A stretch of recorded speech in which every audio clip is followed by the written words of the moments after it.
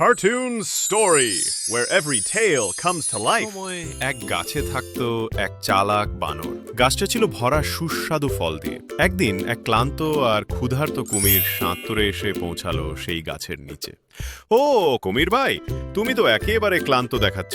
এই নাও, কিছু বেরি খাও, ভালো লাগবে। ধন্যবাদ বন্ধুরে, এগুলো খুবই মজাদার। কাল আবার আসতে পারি কি? এইভাবেই শুরু হলো এক মিষ্টি বন্ধুত্ব। তারা প্রতিদিন দেখা করত, গল্প করত আর একসাথে বেরি খেত। আমার স্ত্রী নদীর ওপারে থাকে, ও নিশ্চয়ই এই বেরি খেয়ে খুব খুশি হবে। নাও, কিছু ওর জন্য নিয়ে যাও। কিন্তু কুমিরের স্ত্রী এই বন্ধুত্বে ঈর্ষান্বিত হতে শুরু করলো। যদি সে এত সুস্বাদু বেরি খায়, তাহলে তার মাংস নিশ্চয়ই খুব মিষ্টি হবে। না, সে আমার বন্ধু। আমি খুব অসুস্থ। ডাক্তার বলেছে শুধু একটা বানরের হৃদয় আমাকে বাঁচাতে পারে।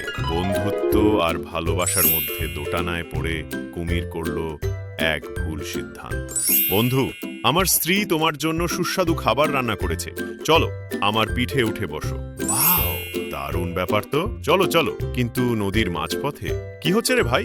আমরা তো ডুবে যাচ্ছি কেন? দুঃখিত বন্ধু, আমার স্ত্রী চায় তোমার হৃদয়। ও খুব অসুস্থ। আহারে, আগে বললে না কেন? আমি তো আমার হৃদয়টা গাছেই রেখে এসেছি। চলো ফিরে যাই, নিয়ে আসি। বোকা কুমির বিশ্বাস করে ফিরে আসে, কিন্তু গাছের কাছে পৌঁছাতেই তুই একেবারে গাধা। কেউ তার হৃদয় গাছে ফেলে রাখে নাকি?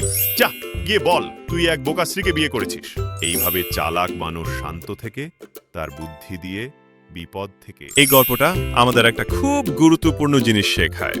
জীবনে যাই হোক না কেন, সব সময় শান্ত থাকতে শিখো। কারণ রাগ বা ভয় অনেক সময় আমাদের ভুল পথে নিয়ে যায়। যখন পরিস্থিতি খারাপ হয়, তখন মাথা গরম করলে নয়, ঠান্ডা মাথায় চিন্তা করলেই তার থেকে বাঁচার উপায় বের হয়। আর একটা জিনিস, সবাই বন্ধু হয় না। কেউ কেউ বন্ধুর মুখোশ পরে বিপদ ডেকে আনে। তাই বন্ধুত্বেও বিশ্বাসের আগে বুঝে শুনে চলা খুব দরকার। বুদ্ধি আর ধৈর্য, এই দুই জীবনের সবচেয়ে বড় শক্তি। হ্যাঁ, এরকম আরো মজাদার শিক্ষামূলক গল্প পেতে চাইলে আমার চ্যানেলটাকে একটা লাইক দাও, সাবস্ক্রাইব করে ফেলো আর পাশে থাকা ঘন্টাটা ওটা চাপা দিও, তাহলে কোনো গল্প মিস হবে না, বুঝলে?